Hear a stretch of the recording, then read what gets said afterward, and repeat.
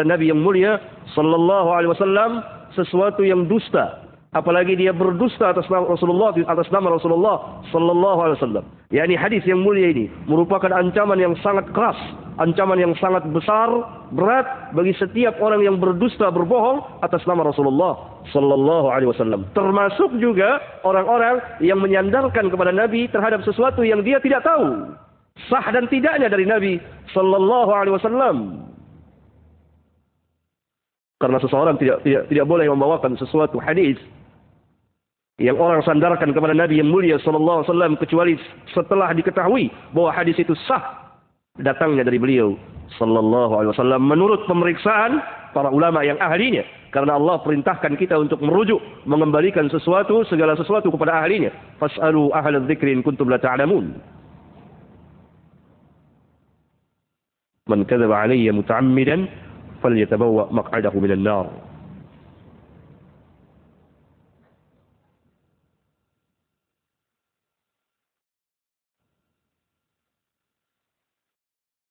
Bahkan dalam lafaz yang lain Rasulullah sallallahu alaihi wasallam pernah bersabda,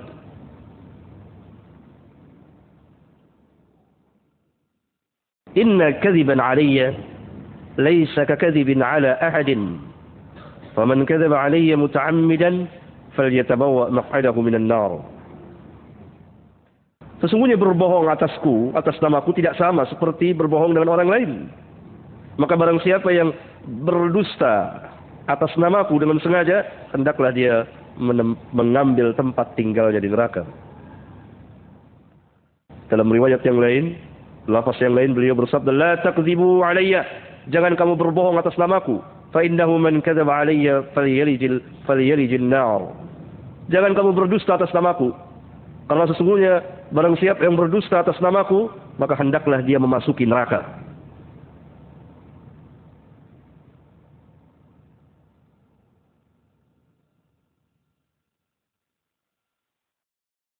Dalam riwayat yang lain yang dikeluarkan juga oleh Bukhari, "Inna min a'zamil fira ay yad'i ar-rajulu ila ghairi abihi aw yuriya 'aynahu ma lam tara." Wa fi riwayatin aw yuriya 'aynayhi fil manami ma lam taraya aw yaqulu 'ala Rasulillah sallallahu alaihi wasallam ma lam yaqul. Yang artinya sesungguhnya dari sebesar-besar dusta, dari sebesar-besar kebohongan itu perkara yang besar.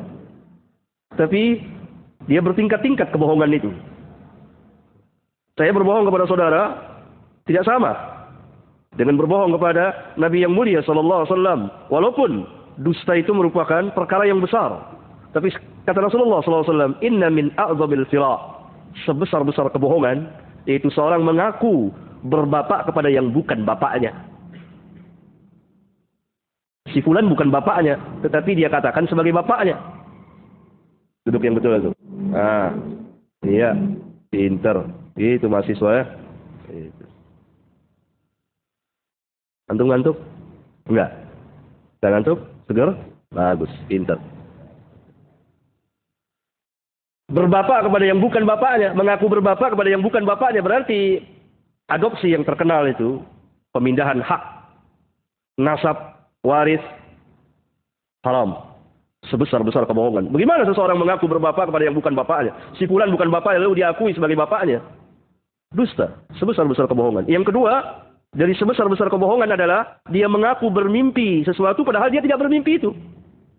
Saya bermimpi semalam ketemu si fulan, padahal dia berdusta. Itu sebesar-besar bohong. Banyak sekali kaum muslimin melalaikan bohong-bohongan mimpi, padahal dia tidak mimpi itu. Dia bohong dalam mimpinya itu. Dia tidak mimpi dikatakan mimpi, atau dia mimpi tapi mimpinya lain, lalu dia katakan mimpi yang dia maui. Bohong. Yang ketiga, mengatakan atas nama Rasulullah apa yang beliau tidak pernah mengucapkannya.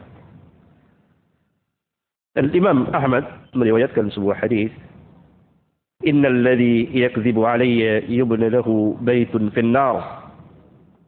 Rasulullah sallallahu alaihi wasallam pernah bersabda, sesungguhnya orang yang berdusta atas namaku, maka akan dibangunkan satu rumah di neraka. Ada rumah khusus. Yubna lahu baitun finnar. Alangkah mengerikannya. Hati-hati, karena kita membawa nama Nabi yang mulia sallallahu alaihi wasallam, tidak boleh sembarangan. Hadis terpelihara dari zaman ke zaman. Bahkan tidak boleh kita menceritakan sesuatu hadis palsu yang telah diketahui kepalsuannya, kecuali untuk menjelaskan kepalsuannya. Hadis maudhu, hadis palsu, yang di dalamnya ada orang yang berdusta atas nama Rasulullah SAW dan seterusnya. Kita telah tahu bahwa hadis ini hadis palsu, kita bawakan, maka kita dituduh berdusta atas nama Rasulullah Sallallahu Alaihi Wasallam.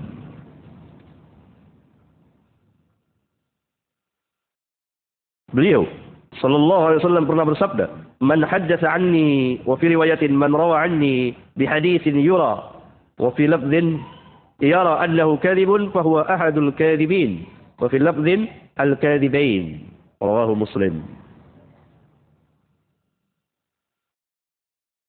Barang siapa yang menceritakan dariku, atau dalam lafaz yang lain, riwayat yang lain, yang meriwayatkan dariku satu hadis yang telah diketahui bahwa hadis itu bohong, palsu, kemudian dia bawakan juga tanpa menjelaskan kepalsuannya, fahuwa ahadul kadzibin, kata Nabi sallallahu alaihi wasallam, maka dia salah satu dari para pembohong itu.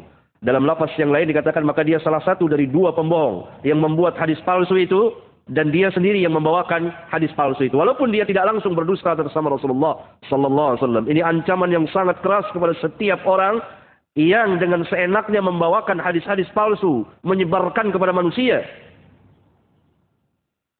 Dia tahu atau tidak tahu. Kalau dia telah tahu, maka masuk ke dalam hadis yang mulia ini, ahadul kadzibin. Kalau dia tidak tahu, maka dia berbicara tanpa ilmu. Bisa terkena kedua-dua hadis, man kadzaba alayya muta'ammidan, dan juga kena dengan hadis man haddatsa anni bi haditsin yura annahu kadzibun, dan seterusnya. Kenapa dia tidak tahu dia bawakan? Kenapa dia tidak bertanya kepada ahlinya? Ya. Ada di keterangan singkat tadi, kita bisa ambil satu kesimpulan bahwa hadis, kalau demikian, hadis itu ada yang sah dan ada yang tidak sah. Ada yang sah dan ada yang tidak sah. Yang sah dikatakan hadis sahih atau hasan, yang tidak sah dikatakan hadis dhaif, dan seterusnya. Yang lemah, yang sangat lemah, yang palsu, dan seterusnya. Yang tidak ada asal usulnya, dan seterusnya.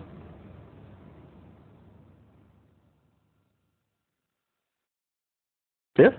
Karena memang berita yang sampai kepada kita, atau berita secara umum yang sampai kepada manusia, ada berita yang bohong, ada berita yang benar, ada berita yang bohong. Oleh karena Allah Tabaraka wa Ta'ala telah berfirman tadi, inna nahnu nazzalna dzikra wa inna lahu lahafizun. Jadi pemeliharaan terhadap Al-Quran, yang dengan sendirinya pemeliharaan terhadap hadis, maka hadis pun terpelihara, meskipun telah dimasuki kebohongan oleh sebagian manusia. Mereka membuat hadis-hadis palsu yang demikian banyaknya. Tiap-tiap kelompok sesuai dengan kepentingannya masing-masing telah membuat hadis-hadis palsu yang beredar. Tetapi para ulama telah memisahkan mana yang sah dan mana yang tidak, mana yang palsu dan mana yang tidak. Kenapa? Karena dalam Islam ada satu ilmu yang tidak dimiliki oleh umat-umat yang lain. Apa? Al-isnad. Al-isnad. Apa al-isnad atau sanad? Sandaran. Saya mengatakan seperti ini. Sandarannya siapa? Sandaran saya si fulan. Si fulan dari siapa? Dari si fulan. Si fulan dari siapa? Dan seterusnya. Duduk ya betul. Hei, duduk. Ya. Nah. Terus begitu. Itu isnad namanya. Orang mengatakan dari Rasulullah SAW. Dari siapa antum? Dari fulan. Fulan dari siapa? Fulan. Sampai kepada sahabat, sampai kepada Nabi yang mulia sallallahu alaihi wasallam. Nah, orang-orang yang menceritakan inilah dikatakan isnad. Jalannya orang-orang yang menceritakan ini dikatakan isnad atau sanad. Dan tiap-tiap orang yang menceritakan dikatakan rawi, yang meriwayatkan hadis. Mereka ini diperiksa satu persatu dengan pemeriksaan yang sangat ketat, sehingga belum pernah ada pemeriksaan sejarah historis demikian ketatnya selain dalam ilmu hadis. Diperiksa kepribadian orang itu, agamanya baik atau tidak, ilmunya bagus, ilmunya bagaimana, dia dungu, bodoh apa tidak dalam hadis. Dia berjumpa dengan orang yang dia dapat hadis, dia katakan saya dari si fulan, dia berjumpa tidak dengan si fulan, dan seterusnya. Diteliti Kalau kedapatan dia pernah berbohong kepada manusia, walaupun bukan kepada Nabi SAW, maka dia dituduh berdusta. Hadis derajatnya, hadis yang diriwayatkan sangat lemah. Lihat. Padahal seringkali kita berbohong. Berarti kalau kita jadi rawi hadis, maka derajat hadis kita dhaifun jiddan. Itu baru berbohong kepada manusia. Orang yang biasa berbohong kepada manusia, itu hadisnya derajatnya sangat lemah. Biasanya dikatakan matruk, orang yang dituduh berdusta. Yang dimaksud dituduh berdusta atas nama Rasulullah sallallahu alaihi wasallam.